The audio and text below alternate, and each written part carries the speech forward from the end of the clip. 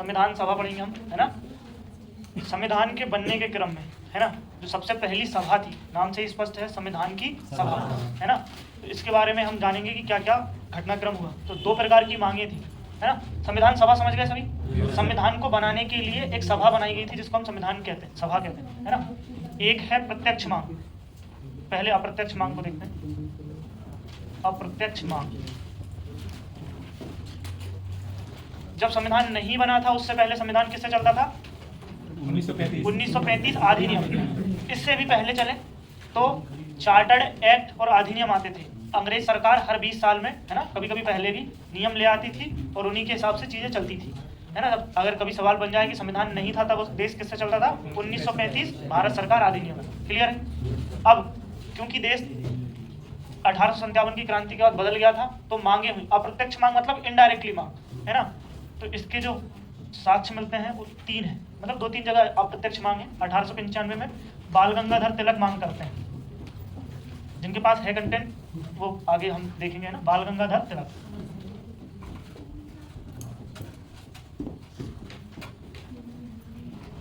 ये किसमें मांग करते हैं? बाल गंगाधर तिलक बिल के द्वारा, हाँ, स्वराज बिल।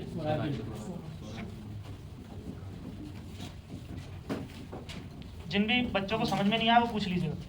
अप्रत्यक्ष मांग का मतलब सभी को समझ में आ रहा है? सीधे तौर पर ना कहकर इनडायरेक्टली कहना, कहीं पर लिखना या घुमा फिरा कर कहना या किसी के जरिए कहना बात, अप्रत्यक्ष मांग, है ना। उसके बाद 1909 में यही मांग दादा भाई नौरोजी करते हैं, है ना। एक और लास्ट गांधी जी इसी की मांग करते हैं 1922 में। महात्मा गांधी, आपस में बातें नहीं हुई है। महात्मा गांधी ये जो मांग करते हैं, इनकी एक पत्रिका थी, हरिजन पत्रिका में ये इस मांग को उठाते हैं। एक बार फिर बता देता हूँ कि संविधान सभा की 2 प्रकार से मांग हुई, प्रत्यक्ष अप्रत्यक्ष। अप्रत्यक्ष मांग इस प्रकार आई। सबसे पहले अप्रत्यक्ष मांग को 1895 में बाल गंगाधर तिलक स्वराज बिल में मेंशन करते हैं, है ना। संविधान सभा का क्या मोटिव था? भारत का संविधान होगा और भारतीयों के द्वारा बनाया जाएगा। हाँ, मतलब जैसे कि मैंने अभी बताया, इससे पहले हम किससे शासित होते थे? 1935 अधिनियम, वो अंग्रेजों के बनाए हुए कानून थे। तो हमारे देश पे हमारे ही कानून चले, इसलिए इस सभा की मांग चल रही थी। यहाँ तक क्लियर है? अब इसके बाद प्रत्यक्ष मांग होगी। प्रत्यक्ष मतलब सीधे तौर पर। 1924 में स्वराज पार्टी मांग करती है। याद रखना, स्वराज बिल और स्वराज पार्टी दोनों अलग अलग हैं। स्वराज पार्टी ये किसी एक पर्टिकुलर व्यक्ति द्वारा मांग नहीं उठाई गई थी, एक पार्टी द्वारा मांग उठाई गई। जो पर्टिकुलर कोई व्यक्ति थे 10 साल बाद, एम.एन. राव, है ना, मानवेंद्र राव, है ना, मानवेंद्र नाथ राव। ध्यान रखना, सवाल 3 प्रकार से बन सकते हैं। पहली अप्रत्यक्ष मांग किसने उठाई? बाल गंगाधर तिलक ने, है ना। गांधी जी ने मांग कब उठाई? 1922 में, है ना। पहली प्रत्यक्ष मांग कब उठाई गई? 1924 में, किसके द्वारा? स्वराज। पहली व्यक्तिगत प्रत्यक्ष मांग किसने उठाई? क्लियर है यहाँ तक? चलिए, 1 साल बाद कांग्रेस पार्टी इसकी मांग करती है ना, कांग्रेस। अब ये मांग क्यों उठ रही है और क्या हो रहा है, इसको अभी हम समझेंगे। और इसके बाद 1938 में जवाहरलाल नेहरू पुरजोर कोशिशों के बाद ये मांग को उठाते हैं, पंडित जवाहरलाल नेहरू। इसकी क्लास हम मैराथन में लेंगे क्योंकि वो थोड़ा सा टफ है, मतलब टफ नहीं है इजी, पर उसमें हर 20 साल में कोई अधिनियम आएगा, बंगाल का गवर्नर चेंज होगा, कभी कंपनी बनेगी, कभी बोर्ड ऑफ डायरेक्टर बनेंगे। और अगर आपको समझना है तो हम इसकी अगली क्लास में उसको ले लेंगे, है ना, ऐसी कोई दिक्कत नहीं। चलिए, ये यहाँ तक समझ में आ गया। हर प्रस्ताव में बार बार मांग उठाई जा रही थी और एक ही मांग उठाई जा रही थी कि भारत का संविधान एक सभा बनाएगी और उसमें केवल भारतीय होंगे, विदेशी हस्तक्षेप नहीं होंगे। बार बार इन मांगों को ठुकराया जा रहा था। क्यों? क्योंकि यहाँ तक अभी हम इतने सशक्त नहीं हुए थे, आज़ादी के कगार पर नहीं थे। लेकिन जैसे जैसे हमारी सन आगे बढ़ेगी, हम थोड़े से स्ट्रॉन्ग होते जाएंगे। और आगे आ जाओ, आगे, है ना। जैसे जैसे स्ट्रॉन्ग होते जाएंगे वैसे वैसे हमारी मांग का थोड़ा प्रभाव पड़ता जाएगा। क्लियर है यहाँ तक? प्रत्यक्ष अप्रत्यक्ष मांग हो गई। अब इस मांग को लेकर एक हम पढ़ते हैं अगस्त प्रस्ताव। अगस्त प्रस्ताव, एक पेज छोड़कर आगे से कंटिन्यू करते हैं। अगस्त प्रस्ताव, 8 अगस्त, भैया आपस में बातें नहीं है ना। अगस्त प्रस्ताव क्यों कहते हैं? अगस्त के मंथ में आया था, है ना। अच्छा, कौन लेकर आया था?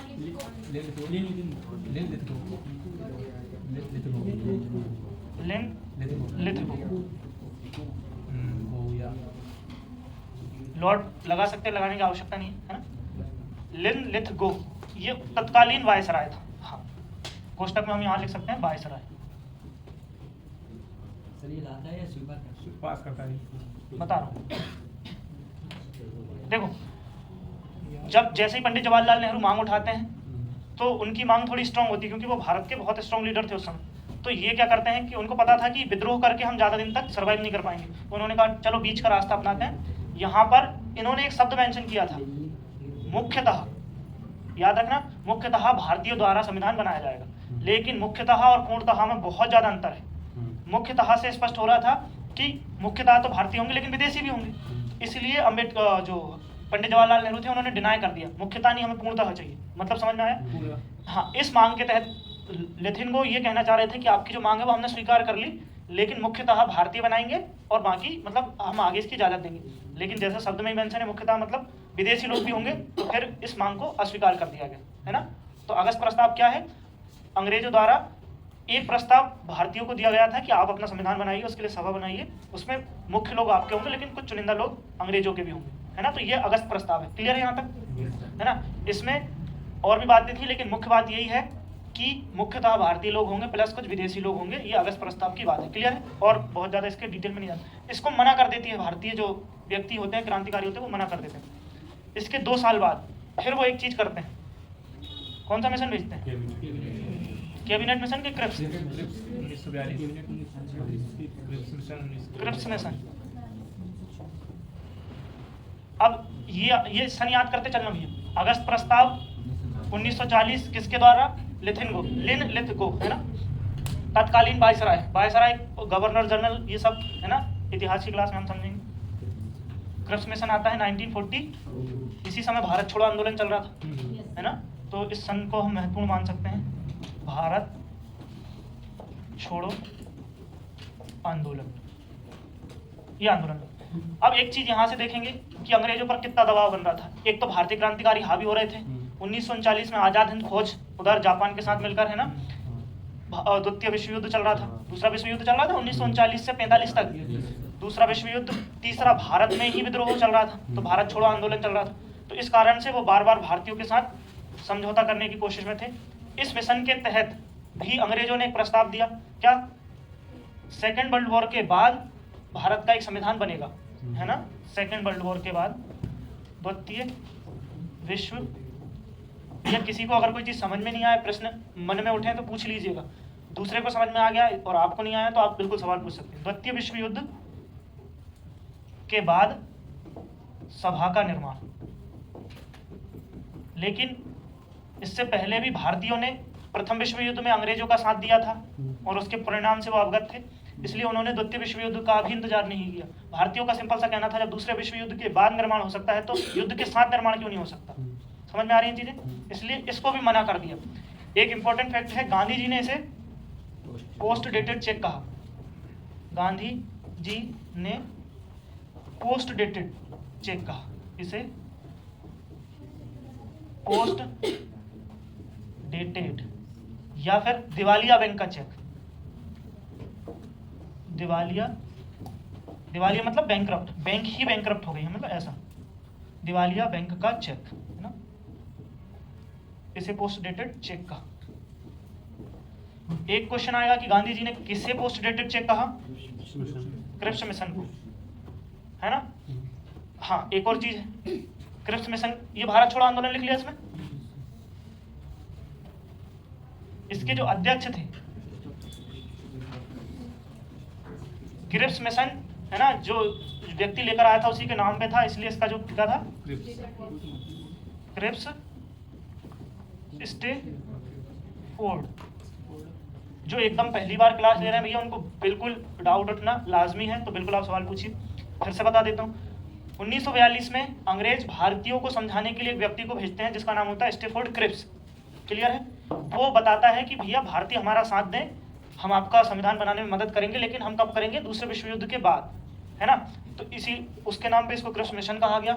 गांधी जी इसे पोस्ट डेटेड चेक क्यों कहते थे? इस चेक की कोई गारंटी नहीं है भैया। अगर आप युद्ध जीत गए तो उसके बाद क्या श्योरिटी है कि आप साथ दोगे ही दोगे, या बनाने का वो ही दोगे? तो इसीलिए इसको दिवालिया बैंक या पोस्ट डेटेड चेक कहा। यहाँ तक क्लियर है सभी को? इसको इसके बारे में तो कोई मुझे आइडिया नहीं है, कहा होगा एक अलग बात है। हाँ, प्रथम बैठक को जरूर कहा गया था, हिंदुओं की सभा। जहाँ जहाँ कहा गया है प्रमुख प्रमुख चीजें हैं वो हम देखते चलेंगे, है ना? चलिए, ये समझ में आया? क्लियर है भैया? इधर लिख लिया सभी ने? लिख लो भैया जल्दी जल्दी। 3 चीजें देख चुके हैं, एक मांग, एक अगस्त प्रस्ताव, एक क्रिप्स मिशन। थोड़ा सा जल्दी जल्दी लिखेंगे भैया सभी। समझ में सभी को आ रहा है? सभा से क्वेश्चन बनेंगे, है ना? और बनती है, समझ में आ रहा है?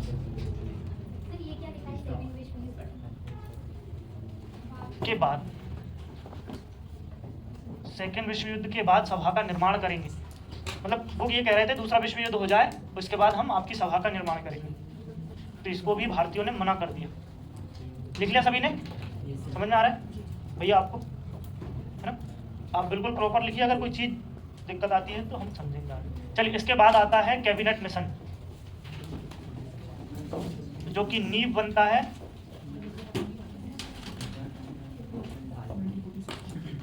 सन सबकी याद करते चलना है 1946 में कैबिनेट मिशन आता है। 3 सदस्य आते हैं इसमें, 3 सदस्य। कौन कौन से? पेंथिक, लॉरेंस बिश्नोई से याद कर लेंगे। दूसरा एवी अलेक्जेंडर,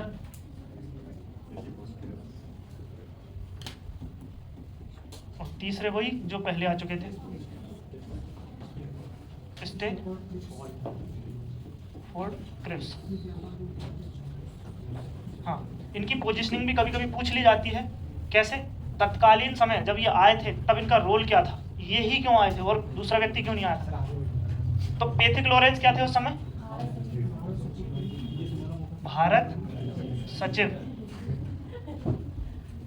एवी अलेक्जेंडर नौ सेना प्रमुख, और स्टेफोर्ड क्रिप्स व्यापार बोर्ड के अध्यक्ष।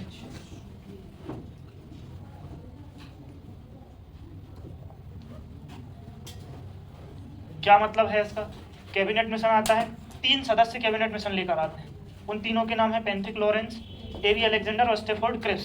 पेंथिक लॉरेंस उस समय भारत के सचिव होते हैं, है ना? और जो एवी अलेक्जेंडर होते हैं नौसेना प्रमुख। जो व्यापार होता है भारत और उसके बीच, तो व्यापार बोर्ड के अध्यक्ष स्टेफोर्ड क्रिप्स होते हैं। तो ये पद पूछ लिए जाते हैं, है ना? तो इसलिए हमने इनको भी याद करना है। क्लियर है यहाँ तक सभी को? अब इस मिशन के तहत बताया गया था जो प्रमुख प्रमुख बातें हैं उनको हम लिख लेते हैं। लिख लिया यहाँ तक सभी ने? लिख लिया? लिख लो भैया।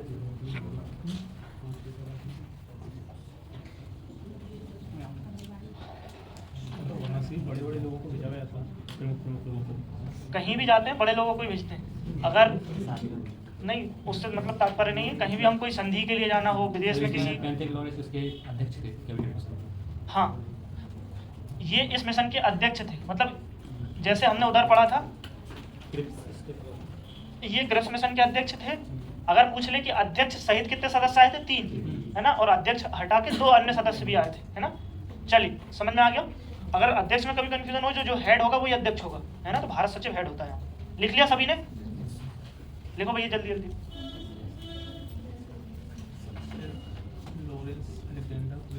चलिए, अब इसमें जो प्रमुख बातें थी कैबिनेट मिशन में, क्या क्या बातें थी? एक, अखिल भारतीय संघ की स्थापना।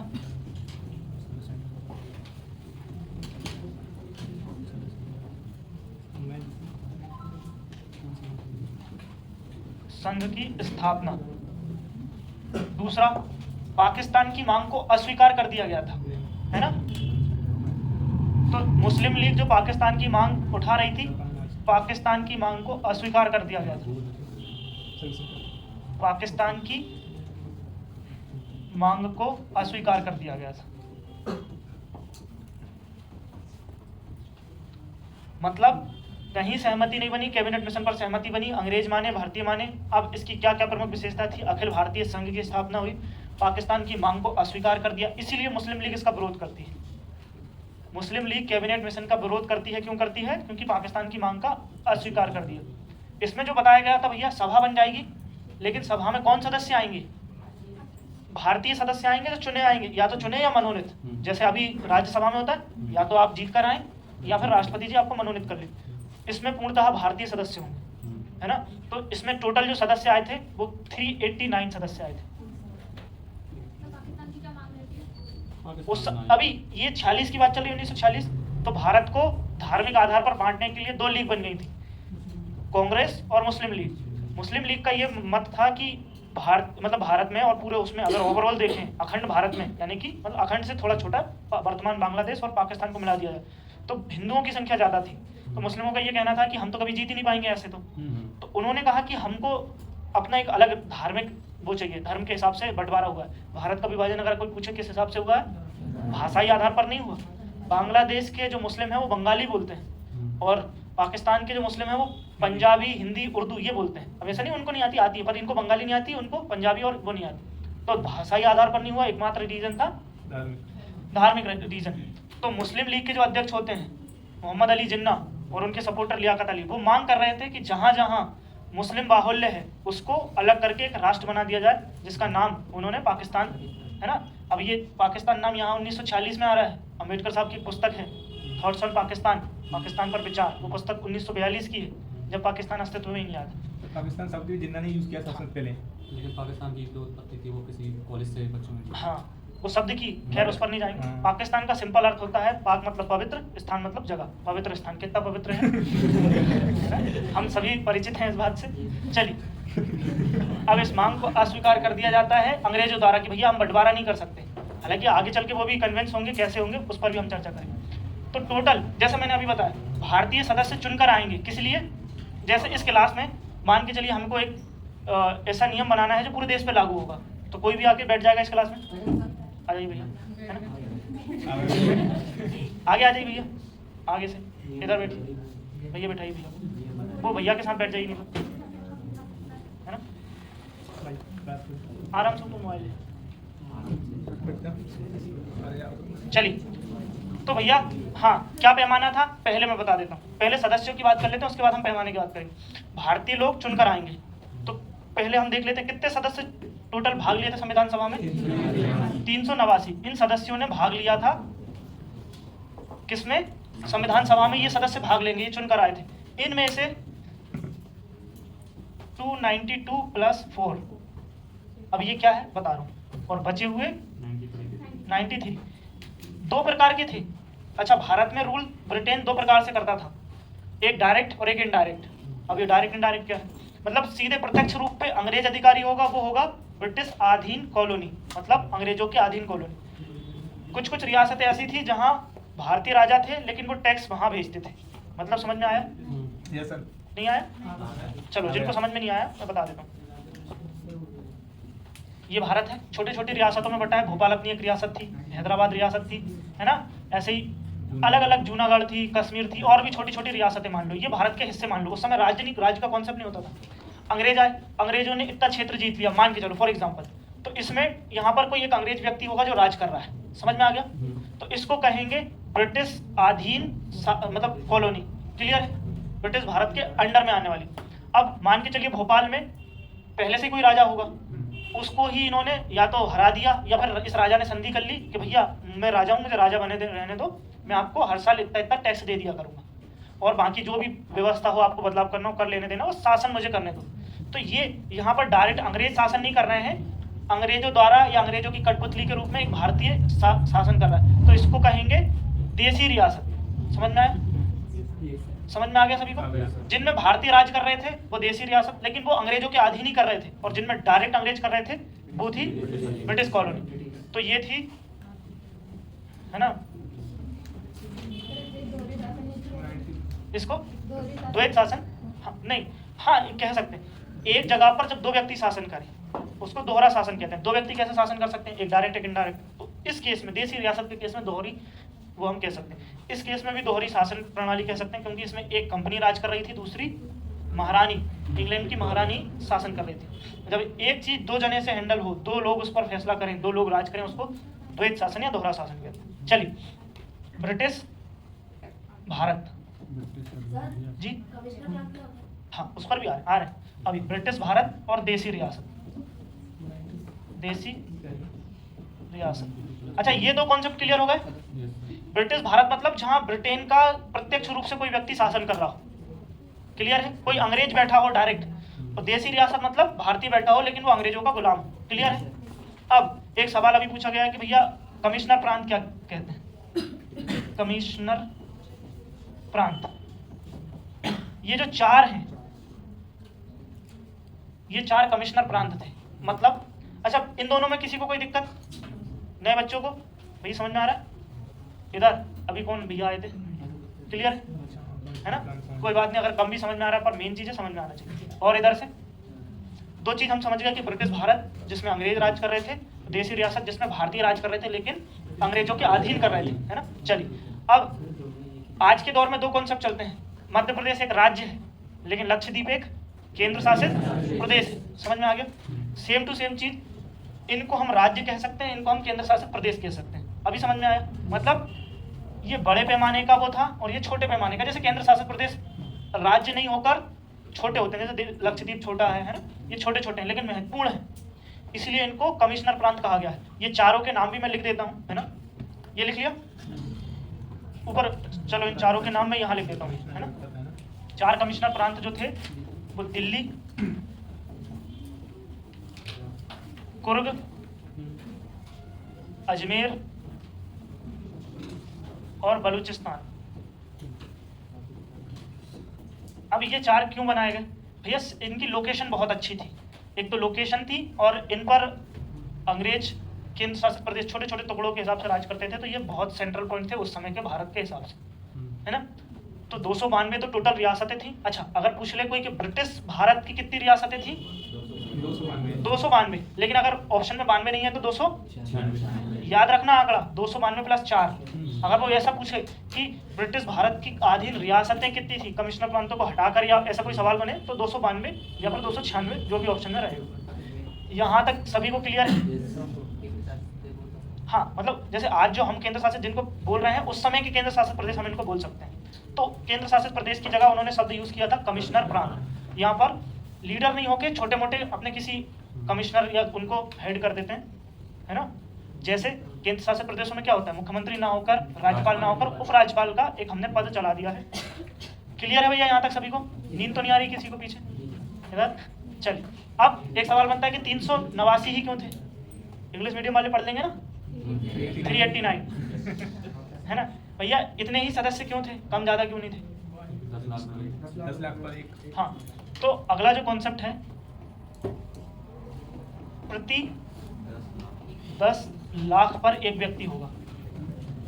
प्रति 10 लाख पर एक, हाँ जनसंख्या की बात हो रही है, प्रति 10 लाख रुपए पर नहीं, प्रति 10 लाख व्यक्तियों पर, है ना, या लोगों पर। भैया इसको अच्छे से लिख लें, मैं लिख देता हूँ। प्रति 10 लाख व्यक्तियों पर एक व्यक्ति, है ना, एक प्रतिनिधित्व करते हैं ना, प्रतिनिधि, एक प्रतिनिधि। तो इस प्रकार हम अगर आकलन करेंगे तो उस समय 1940 में भारत की जो जनसंख्या थी 39 करोड़ 90 लाख, लगभग 40 करोड़ के आसपास थी। इसीलिए जो सदस्यों की संख्या वो कितनी है? 389। क्लियर है सभी को? इसमें 3 समुदायों ने भाग लिया था। हाँ, कैबिनेट मिशन की ही बातें चल रही हैं अभी, है ना। और इस आंकड़े को याद रखना, 379 सदस्य कैबिनेट मिशन में है। जब संविधान सभा का गठन होगा ये घट जाएंगी। क्यों घटेंगी? क्योंकि पाकिस्तान की मांग को अस्वीकार कर रहे हैं, तो मुस्लिम लीग अपना, हाँ, इसमें एक और चीज देखो, जब चुनाव हुआ था तो जो सदस्य थे कौन कौन से कहां से आए थे, तो इनमें चुनाव में 3 पार्टियों ने भाग लिया था। मतलब मुख्यतः 2 पार्टी थी। तो कांग्रेस जो सीट जीतती है, कांग्रेस 208 सीटें जीतती है ना, और मुस्लिम लीग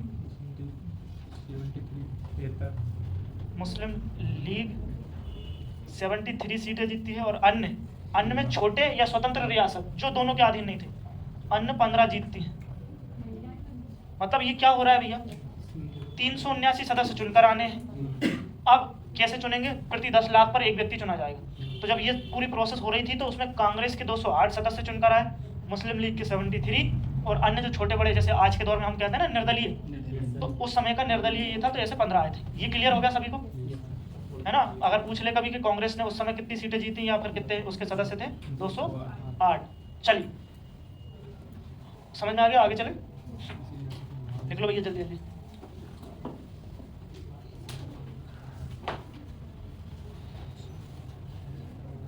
ऐसा कोई जिसे समझ में नहीं आ रहा हो या कम आ रहा हो? नए को तो कम ही आ रहा होगा अभी, है ना? इधर पीछे वाले बच्चों को समझ में आ रहा है अभी? समझ में आ रहा है? हाँ आप ही से पूछो। हाँ चलिए लिख लिया सभी ने? प्रति 10 लाख पर एक प्रतिनिधि चुनकर आएगा और 3 समुदाय ने भाग लिया। 3 क्या लगभग ही वो पूरे थे, लेकिन उनको अब 3 समुदाय थे, है ना? मुस्लिम, दूसरे थे सिख और तीसरे थे आपके सामान्य।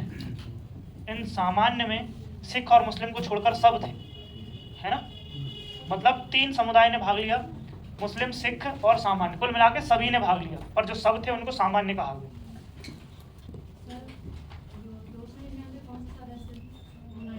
हाँ आ रहा हूँ, उस पर आ रहा हूँ।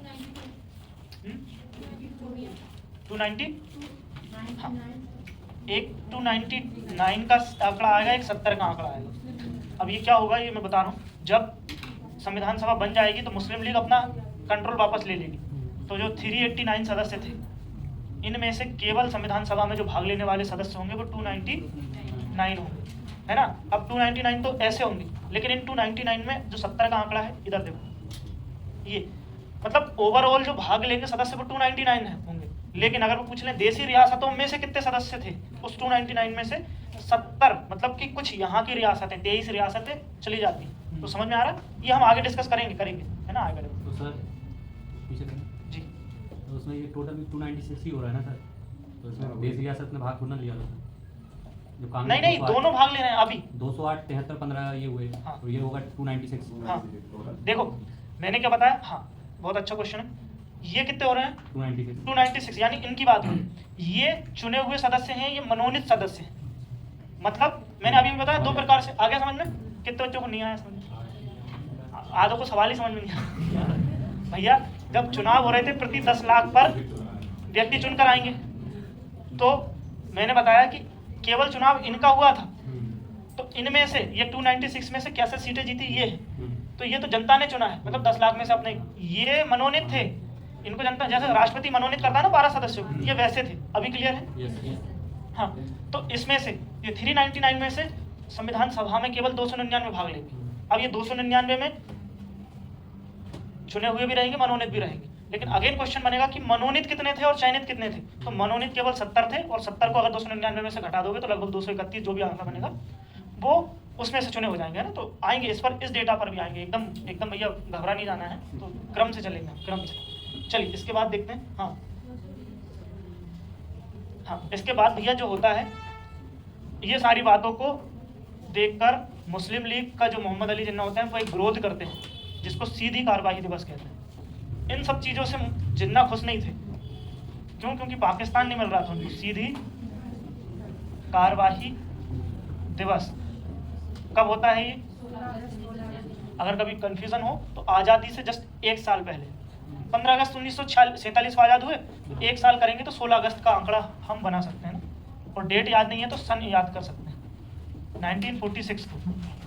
क्या मतलब होता है सीधी कार्रवाई दिवस का?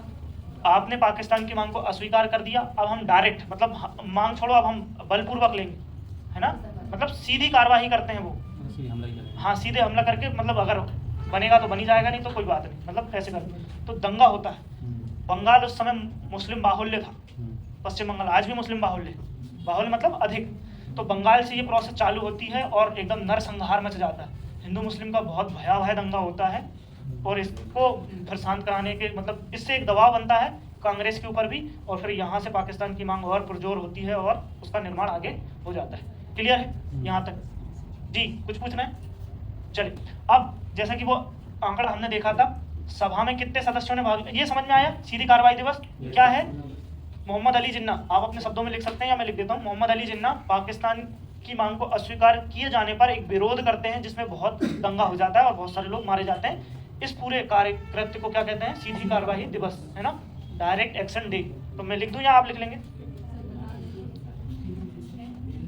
पूरा नाम आप लिख लेना, मोहम्मद अली जिन्ना। मैं लिख रहा हूँ जिन्ना पाकिस्तान, ये पाक लिख दिया शॉर्ट फॉर्म में ना, जिन्ना पाक की हाँ मांग को स्वीकार ना होने पर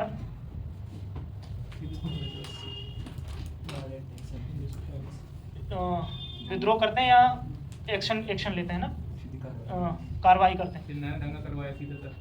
हाँ सीधा लिख लो ये। Short note. जिन्ना पाक की मांग को अस्वीकार न होने पर कार्रवाई करते हैं, दंगा, है ना, कार्रवाई करते हैं,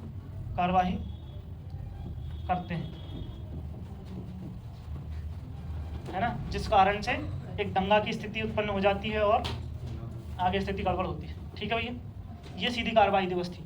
अब संविधान सभा अलग हो गई है, मुस्लिम लीग अलग हो गई है। मुस्लिम लीग ने संविधान सभा का रोल छोड़ दिया है। तो अब देखेंगे हम, लिख लिया सभी ने? लिख लो भैया आराम से, समझते हुए लिखना है एकदम। संविधान स्टार्टिंग से चल रहा है भैया, है ना। तो जो नए जुड़े हैं या जो पुराने भी हैं जिन्हें नहीं ले पाए हैं किसी कारणवश, जी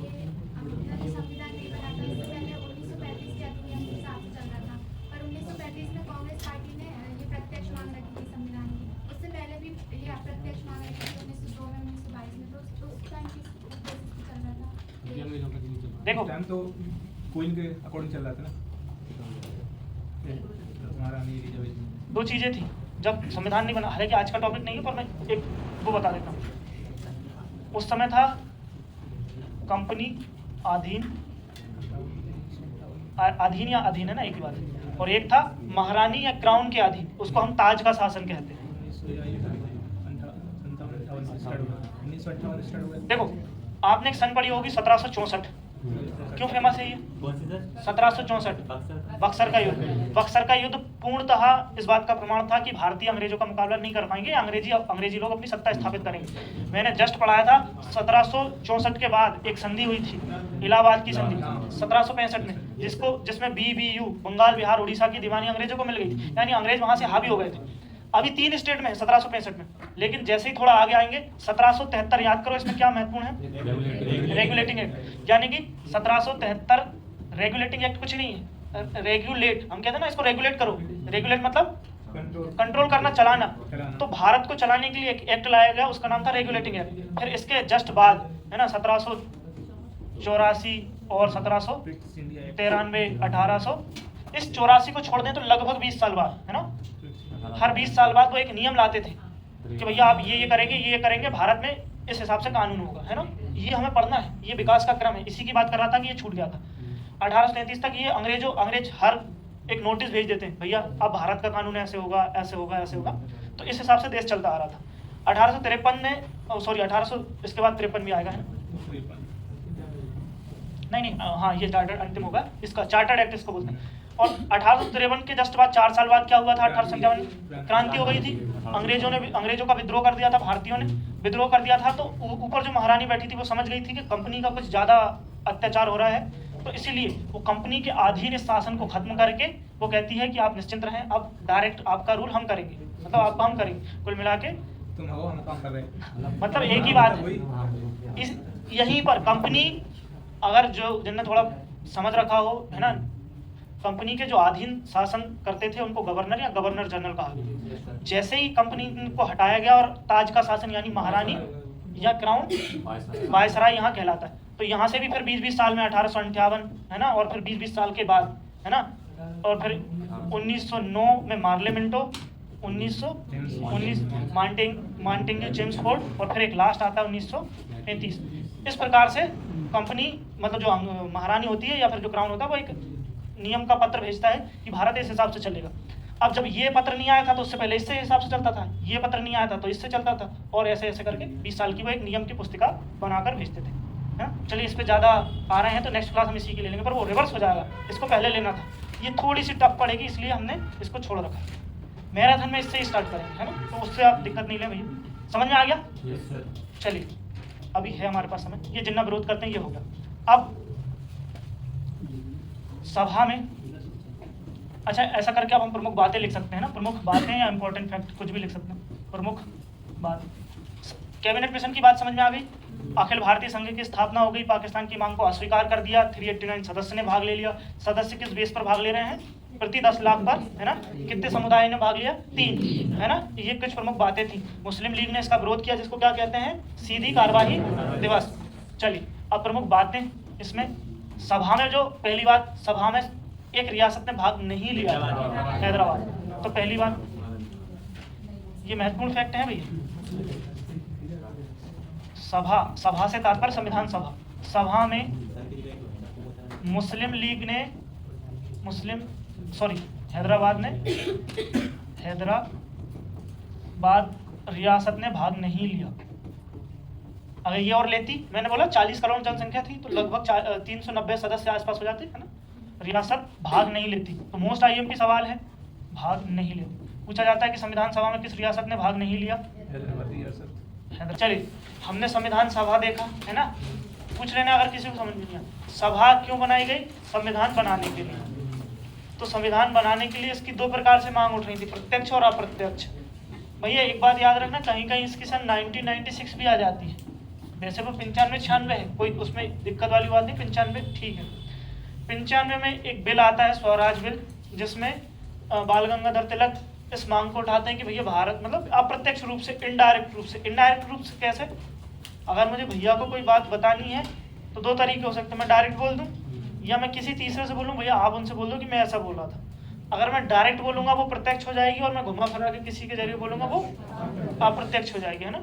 इनकम टैक्स और वो डायरेक्ट टैक्स और इनडायरेक्ट टैक्स वैसे ही। तो पहली इनडायरेक्ट या पहली मांग कब उठी? 1895 में स्वराज बिल से। और ये भी याद करना है महात्मा गांधी ने कब मांग उठाई? 1922 में हरिजन पत्रिका के जरिए। यहाँ से अगर वो याद नहीं है कोई बात नहीं, पर ये प्रत्यक्ष मांग याद करने हैं सारी। सबसे पहली प्रत्यक्ष मांग स्वराज पार्टी उठाती है 1924 में, जस्ट 10 साल बाद एमएन राव, इनकी फुल फॉर्म है मानवेंद्र नाथ राव, है ना। 1935 में कांग्रेस उठाती है, और उसी, क्योंकि कांग्रेस के लीडर थे पंडित जवाहरलाल नेहरू, उसी मांग को अच्छे तौर पर यानी पुरजोर एकदम जोर लगा के, है ना, कौन उठाते हैं? पंडित जवाहरलाल नेहरू। पंडित जवाहरलाल नेहरू की जो मांग थी वो उनसे अंग्रेज सहमत हो गए थे, और जो उस समय का तत्कालीन वायसराय था लिनलिथगो, है ना, इसका नाम याद करना, लिनलिथगो, ये बहुत आता है। तो इसने अगस्त में क्योंकि बात रखी है अपनी, इसलिए उसको अगस्त प्रस्ताव कहते हैं। इसने समझाया भैया कि हाँ ठीक है, मुख्यतः भारतीय लोग ही होंगे, पर भारतीय अड़े रहे कि मुख्यतः नहीं, हमें पूर्णतः चाहिए। तो इसलिए इस मांग को नहीं माना भारत में। फिर 2 साल बाद वो एक क्रिप्स मिशन लेकर आते हैं, इसमें कहते हैं चलो ठीक है पूर्णतः हम मान लेते हैं, लेकिन जो आपका संविधान सभा होगी उसका निर्माण 2nd विश्व युद्ध के बाद होगा। तो भारतीयों ने कहा बाद क्यों होगा भैया, साथ में भी तो हो सकता है, तो इसलिए इस मांग को भी उनने नहीं माना। अब गांधी जी ने इसको क्या कहा? पोस्ट डेटेड चेक, दिवालिया बैंक का चेक। मतलब जब बैंक ही दिवालिया होगी तो आप चेक कहाँ लगाएंगे, और लगा कर भी क्या कर लेंगे। चलिए उसके बाद आती है कैबिनेट मिशन। इस मांग को मान लिया गया 1946 में। क्यों? अच्छा पहले इसमें 3 सदस्य थे, आए थे कौन कौन से? पेंथिक लॉरेंस, एवी अलेक्जेंडर और स्टेफोर्ड क्रिप्स। इनके पद याद रखना, भारत सचिव, नौसेना प्रमुख और व्यापार बोर्ड के अध्यक्ष। इसमें जो बातें बताई गई वो भारतीयों के लिए अनुकूल थी। पहली इसमें अखिल भारतीय संघ की स्थापना होगी, पाकिस्तान की मांग को अस्वीकार कर दिया गया, सभा भारतीय ही बनाएंगे जिनको भारत की जनता ही चुनेगी, है ना, और प्रति 10 लाख पर एक व्यक्ति चुना जाएगा। इसीलिए जो सदस्य भाग लेते हैं वो कितने होते हैं? क्यों? क्योंकि उस समय की जनसंख्या थी लगभग 40 करोड़ थी, है ना। इसमें से 292 या 296, है ना, जैसे भारत में हम कभी कभी पढ़ते हैं ना, जैसे हम पहला चैप्टर पढ़ते हैं, बांग्लादेश कितने राज्यों के साथ सीमा साझा करता है? 5। उसी समय हम अगर कश्मीर वो पाकिस्तान का बोलें तो 4। लेकिन अगर हम प्रत्यक्ष रूप से देखें तो कश्मीर और लद्दाख राज्य नहीं है, तो हम उसको मान रहे हैं। ऐसे ही इनको भी मतलब कमिश्नर प्रांत थे इनकी लोकेशन की वजह से, तो इनको हम ब्रिटिश भारत का हिस्सा ये 296 को मानते हैं। और 296 ऑप्शन में नहीं है तो 292। इनको हटाकर जहां केवल भारतीय राज करते थे डायरेक्ट तौर पर, लेकिन इनडायरेक्ट तरीके से वो अंग्रेजों को टैक्स देते थे, मतलब उनका ही शासन था, कठपुतली मात्र के वो थे, तो ये देसी रियासतें थी। याद रखना ये चुनाव में भाग नहीं लेती, ये मनोनीत थी, इनको मान लिया गया था भैया आप हेड हैं, मान के चलो। इनको कॉमन सेंस लगाओ कि क्यों माना गया इनको, भैया वो राजा थे। अब मान के चलो बम्बई का प्रधानमंत्री मैं हूँ, और कोई व्यक्ति अगर नीचे से निकलकर और उस सभा में बैठेगा अच्छा लगेगा, इसलिए इनको डायरेक्ट भैया कि आप प्रधानमंत्री हो तो आपकी जनता का आप ही प्रतिनिधित्व करता, तो इसलिए इनको मान लिया गया है ना, मतलब इन्होंने चुनाव नहीं लड़ा। तो इस प्रकार से ये सीटें जीती गई 208, 73 और 15। क्लियर है? हाँ भैया क्लियर है, क्लियर है, हाँ। चलिए वो एक मीम है ना, वो मैं देश बदलना चाहता था और टीचर बन गया, अगर सैलरी आई तो मैं देश बदलना चाहता था। नहीं समझे? मैं देश बदलना चाहता था इसलिए मैं टीचर बन गया, और फिर मेरी सैलरी आई तो मैं देश बदलना चाहता था। मतलब पहले उसका जुनून था कि देश बदल दूंगा टीचर बन के, अच्छे से सबको पढ़ाऊंगा, और जब सैलरी आई तो उसको लगा कि यार अब देश ही बदल दो, दूसरे देश में अच्छा पैकेज मिल रहा है ना। चलिए सीधी कार्रवाई, हाँ इसके बारे में, ये जो कुल सदस्य थे इतनों ने भाग लिया, ऐसे इसमें चुनाव हुआ है ना। इसमें प्रति 10 लाख पर एक प्रतिनिधि था, 3 समुदाय ने भाग लिया। मुस्लिम लीग ने इसका विरोध किया और जिन्ना ने एक विद्रोह कर दिया है ना। उस विद्रोह के कारण बहुत सारा हिंदू मुस्लिम का दंगा हुआ जिसमें लाखों लोग मारे गए। उस पूरी घटना को सीधी कार्यवाही दिवस कहते हैं ना। चलिए इसके बाद इसकी प्रमुख बातें थी, मतलब अभी हम आगे भी पढ़ेंगे कि कौन कौन से सदस्य चुनकर आते हैं। अभी सभा की और क्लासें हैं। इसकी जो कौन सी रियासत ने भाग नहीं लिया, हैदराबाद ने। इसका प्रतीक क्या था, सिंबल? हाँ नहीं भाग तो लिया था, नहीं ये कॉन्सेप्ट जूनागढ़, कश्मीर, हैदराबाद ये कहाँ फंसेगा, जब देश आज़ाद हो जाएगा। देश आज़ाद होगा तो ये जो रियासतें हैं इनके पास 3 ऑप्शन थे, क्योंकि पाकिस्तान की मांग आगे मान ली जाएगी, और 3 ऑप्शन थे कि या तो आप भारत में मिलें, या पाकिस्तान में मिलें, या खुद की अलग रियासत बनाएं। तो 3 प्रमुख मेजर रियासतें थीं, कश्मीर, हैदराबाद और जूनागढ़। इनने कहा हम किसी से नहीं मिलेंगे, पर इनका लगभग झुकाव पाकिस्तान की ओर था। इनमें समस्या क्या आ रही थी, किसी में जनता हिंदू थी, राजा मुसलमान था, राजा हिंदू था, जनता मुसलमान थी, तो इस वजह से तो जूनागढ़ तो लगभग हमने खो ही दी है। बाकी हैदराबाद सेंट्रल में है, आप देखेंगे तो ये हैदराबाद रहा पूरे भारत में। यहाँ पर अगर पाकिस्तान अपनी कॉलोनी बनाता तो भारत के लिए वो था, तो इसलिए बाय फोर्स जनता मतलब जो बल के द्वारा हमने इसको कैप्चर किया। और पाकिस्तान का मसला तो आज भी विवाद में है ना। आएंगे जब हम उस पर डिस्कशन करेंगे। अच्छा अभी हम देख रहे थे 389 सदस्य थे।